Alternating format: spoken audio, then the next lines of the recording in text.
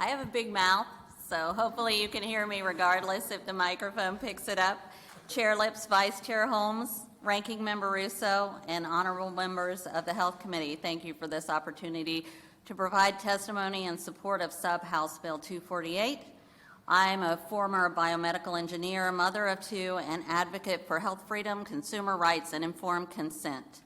I have two children with various medical conditions, some of which are associated with vaccine adverse events.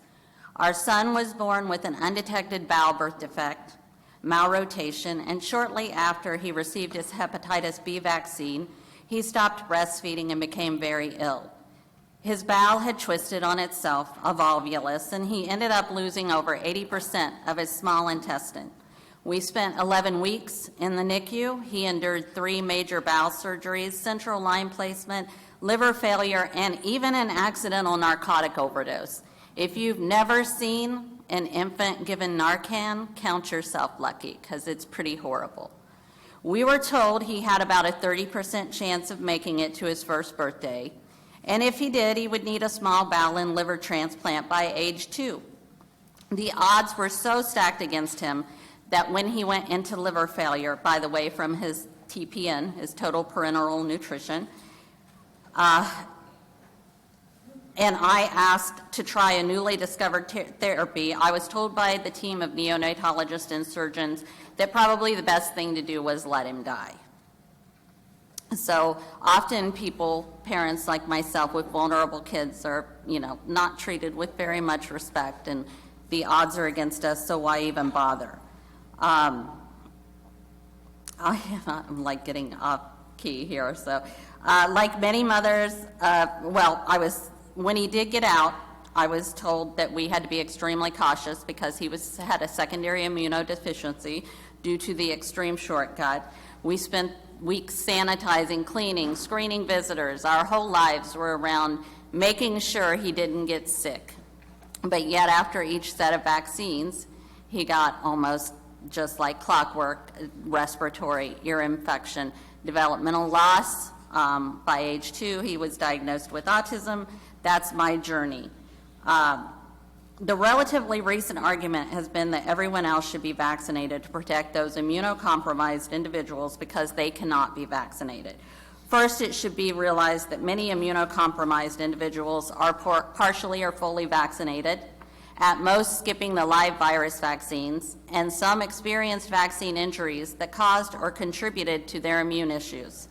And I have referenced all of this. So one of the most heartbreaking advocacy calls I got was from the mother of a kid awaiting a transplant who was being told he must get caught up on certain vaccines. The hospital immunologist was only exempting him from the few vaccines he had received and reacted to as an infant. The child's own fears and his mother's concerns to be cautious were secondary to the medical team's demands. How is it that we have gone from patient-centered, individualized medicine to one-size-fits-all and doctor knows best or else? Because vaccines are tested and approved by healthy subjects, it is unknown what the effects will be on the larger, sicker population until they are released. As a doctor friend of mine says, nobody should die from preventive medicine.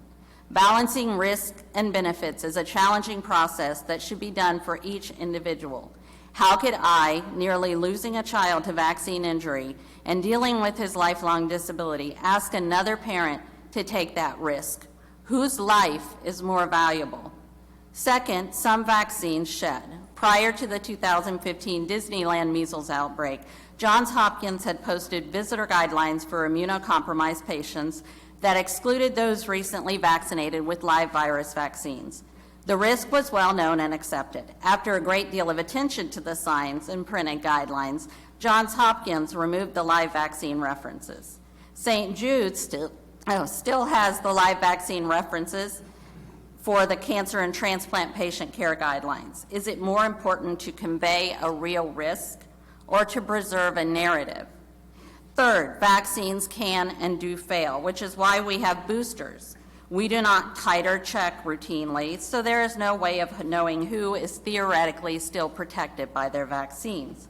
If vaccines conferred a magic bubble of protection around the vaccinated individual, and they don't because you can still transmit some infections by contact, then it would be important to know how many people were actually immune. Merck was sued by 2 researchers who alleged fraud with the efficacy data in the mumps portion of the MMR vaccine, but the trial outcome was private. The mumps outbreak on the USS Fort McHenry among fully vaccinated crew showed the world that vaccine failure is a reality. How are vaccinated people less of a threat then? I would also like to point out that the New York Yankees just experienced COVID vaccine breakthrough despite being fully vaccinated. 8 of them, 7 of them were asymptomatic. 1 was symptomatic, but you wouldn't expect many of them to be hit by COVID as much as the general population. Finally, vaccines may mask symptoms and contribute to outbreaks via asymptomatic spread and increased susceptibility. Pertussis vaccinated individuals can carry the infection and spread it to others, which drives the whooping cough outbreaks among highly vaccinated communities. Studies have shown that flu-vaccinated people can get the virus and shed it via passive respiration at a rate 6.3 times that of unvaccinated people with flu. A very recent Pentagon study showed that flu-vaccinated individuals are at higher risk for non-influenza respiratory infections, including coronaviruses. And another study indicated consecutive annual flu vaccination decreased its effectiveness. All of these situations mean that people who have been told that they are protected and safe can unknowingly put immunocompromised people at significant risk. Why is it acceptable to demand testing and restrictions for people who decline vaccination and to ignore blatant issues with transmission by the vaccinated? A few years ago, there was a picture circulating of an immunocompromised girl receiving immunoglobulin therapy after being exposed to chickenpox. The mother posted a follow-up as well after people asked whether the person who had chickenpox had been recently vaccinated. The mother said it did not matter. One of the main arguments for vaccinating everyone is to, hold on. I think I'm on the last one.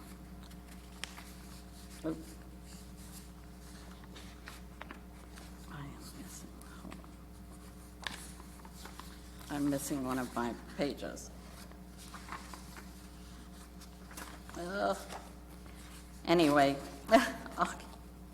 one of the main reasons or arguments for vaccinating everyone is so that you protect the immunocompromised. But I can tell you, there's relatively high vaccination rates in school. When my son was finally able to attend school in 2nd grade, it was the mostly vaccinated and sick with other viruses, including flu breakthroughs, which happen frequently in schools despite kids being vaccinated. Coxsackie virus, pink eye, all of the other gastro flus and everything else that people carry around. Those were the ones that he ended up going. We have a vaccine manufacturers are not liable. We have a reporting system with no incentives or penalties for not reporting. How can we mandate and coerce a product under those conditions when it is estimated that only between 1 and 10% of vaccine adverse events, are being captured? How can we bully and penalize individuals taking away civil rights when we do not hold this data collection to the highest standards, knowing that people are risking their very lives? I urge each of you to vote yes for HB 248, the sub-bill, to affirm our inherent rights to life, liberty, and the pursuit of happiness, to reinforce the concept of medical freedom as found in the Ohio Constitution, and to align with patient rights to full informed consent as defined in the Nuremberg Code, the Universal Declaration of Bioethics and Human Rights, and medical ethics in general. There is risk and there must be choice. I am happy to answer any questions you have. Sorry, I stumbled. I'm missing a page of my testimony. Thank you very much for submitting most of your testimony. Thank you. We appreciate you and your story. Committee members, any additional questions? Committee members that are leaving, caucuses have been moved to 15th floor in the Rife Majority Caucus Room. Any questions for our witness? I have one. How do people, the common person, their pediatrician, their family physician, the school just gives you your vaccine protocol program for your child? How does the common person then find out, uh-oh, my child is injured, there's a vaccine injury compensation? How do they find out about such a program? I think that varies. I can tell you absolutely it was not through the healthcare professionals that we learned about VAERS. Vaccine injury was denied in my son's case until it could be denied no longer. And then after we stopped vaccinating and he stopped having all of the weird infections he was having and developmental delays, they said, clearly you shouldn't vaccinate again. Nobody reported to VAERS for him. Nobody reported to VAERS with my daughter's 2-month reaction. I was threatened. In fact, we were dismissed by the pediatrician that we were seeing for suggesting that she had had a vaccine reaction. We were told to go to the emergency room. No one there reported it. So in terms of knowing about vaccine injury reality and VAERS and a vaccine injury compensation program, it's not coming from the medical providers. I think it's coming from fellow parents in most of the cases. Every once in a while you get an aware medical provider. You have some of the situations are that they're in hospitals where the neuro team happens to know that Guillain-Barré is a symptom of flu shot. My father was recently in for vascular issues, and the first thing they asked, because we brought him in suspecting stroke, was did he have his COVID shot? Because that, at least COVID, has increased awareness that there can be adverse events. And I honestly, instead of calling people anxious and dismissing their concerns, because all of us parents of vaccine injured kids and all of us vaccine injured people have been through this, I would call that gaslighting. To me, that's dismissing concerns. It's not following up. So our cases are not in VAERS. Neither of my kids' injuries are in VAERS, and that's just the tip of the iceberg. With the pharmaceutical and medical industries not wanting to discuss vaccine injuries like they don't exist, even though I think they do, how many people actually go through the process? How many parents throw their hands up? They don't know what to do. How many parents actually go through this process on a percentage basis of injury?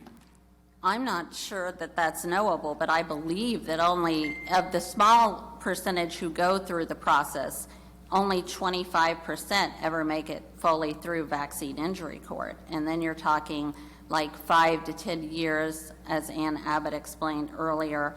The Government Accounting Office, you can look up the report on the vaccine injury system, said it was an incredibly cumbersome system that, pretty much penalized and put all the onus on the person coming before. And so the government both, provides the payment for the lawyers and then represents itself in the system, so it's a total kangaroo court. And unless you have an injury that's on the table that happens within the specific time frame, chances are you're going to get dismissed. So it's almost like it's the family's fault. It's like there's a liability-free product, there's walls put up at every step, but it's the family's fault. It feels very much like that, and it feels very much like a discriminatory system. And not to mention, Representative Lips, thank you for asking me the questions. A lot of the vaccines were made on the backs of disabled people. Willow, the hepatitis B, was made being injected into children with very significant disabilities in Willowbrook Institute. In fact, the doctor who developed the hepatitis B vaccine, the way they got parents to sign their disabled kids up to be tested like guinea pigs was to offer them access to a clean floor with a lot of care. So we have a history of this. Obstetrics is based on the deaths and horrible mutilation of slaves. Medicine has to come to terms with its bad side, its dark side, and we have to put the patient back in the center again. Who funds the vaccine injury compensation program? We do. Taxpayers, a tax on each vaccine. Do the pharmaceutical companies or the health industry?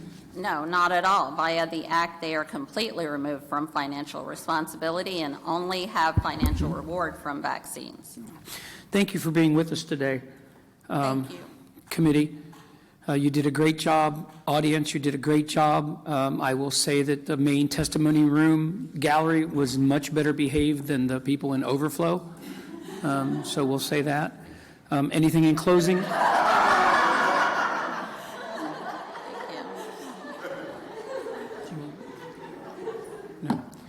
No.